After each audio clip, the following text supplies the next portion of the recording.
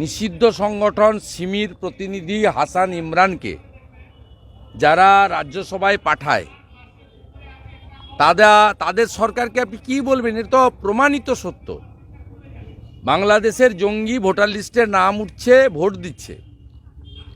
পশ্চিমবাংলার সচেতন জনগণকে বলবো যে যারা ভারতপ্রেমী জনগণ, রাষ্ট্রবাদী জনগণ, তাদের ঐক্যবদ্ধভাবে এই বাংলায় এই সরকারকে, জঙ্গি সরকারকে উৎখাত করতে হবে।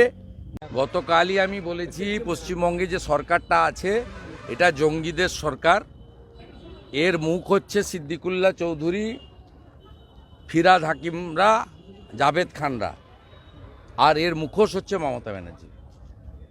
স্বাভাবিকভাবে নিষিদ্ধ সংগঠন সিমির প্রতিনিধি হাসান ইমরানকে যারা রাজ্যসভায় পাঠায় তাদের সরকারকে আপনি কী বলবেন? এটা তো প্রমাণিত সত্য। বাংলাদেশের জঙ্গি ভোটার লিস্টে নাম উঠছে, ভোট দিচ্ছে।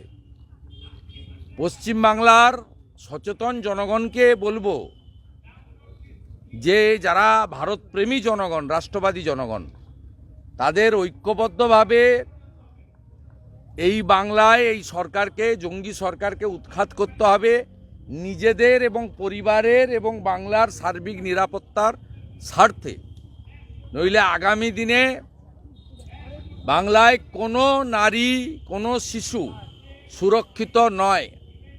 শতছিদ্র বাংলার বর্ডার, দীর্ঘ এলাকাতে জমি দেয়নি, বেড়া দেওয়া যায়নি, তাই প্রত্যেকের মধ্যে আতঙ্কের পরিবেশ।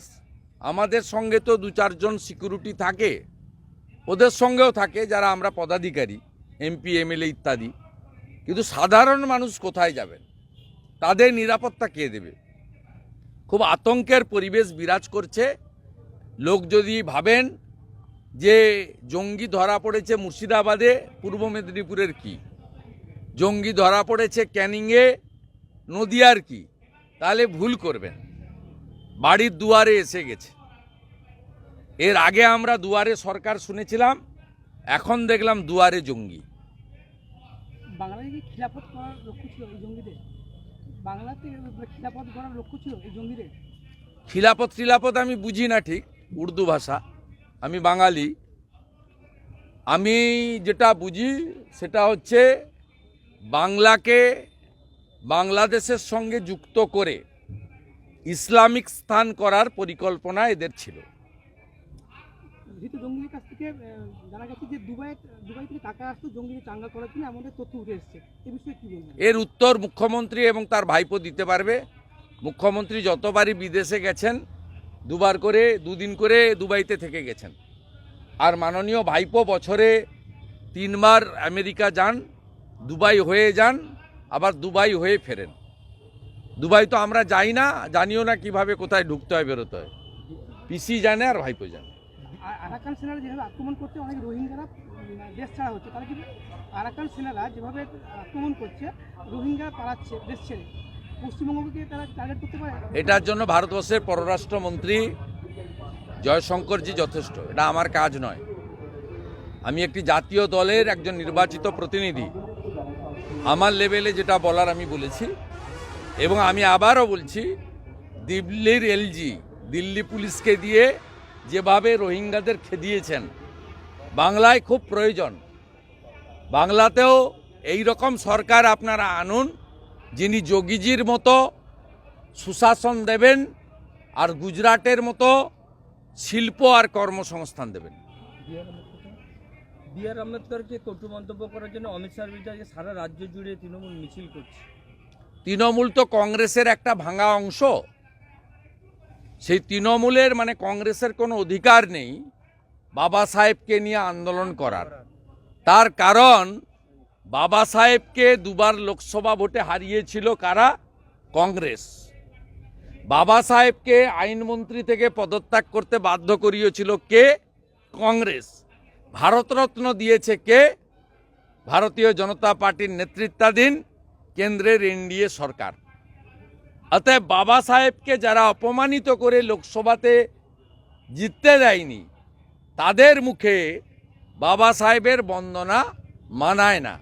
ভারতীয় জনতা পার্টির নেতৃত্বাধীন অটলজির সরকার, মোদিজির সরকার প্রকৃতপক্ষে বাবা সাহেবের সম্মান, তার যে উচ্চতা, সেটা রক্ষা করার জন্য তার নীতি আদর্শ নিয়ে কাজ করেছেন।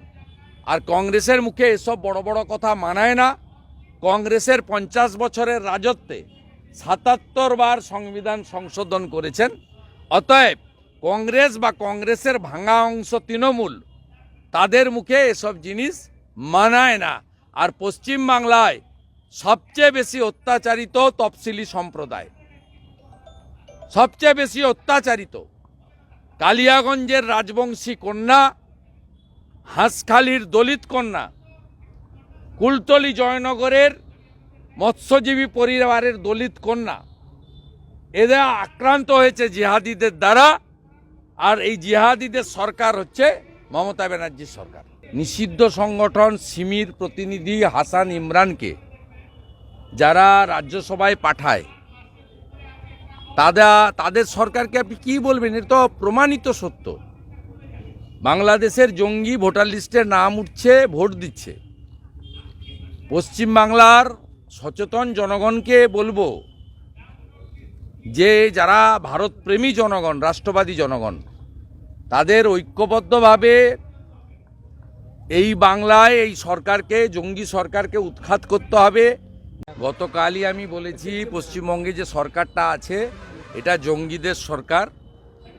এর মুখ হচ্ছে সিদ্দিকুল্লাহ চৌধুরী, ফিরাদ হাকিমরা, জাভেদ খানরা, আর এর মুখোশ হচ্ছে মমতা ব্যানার্জি।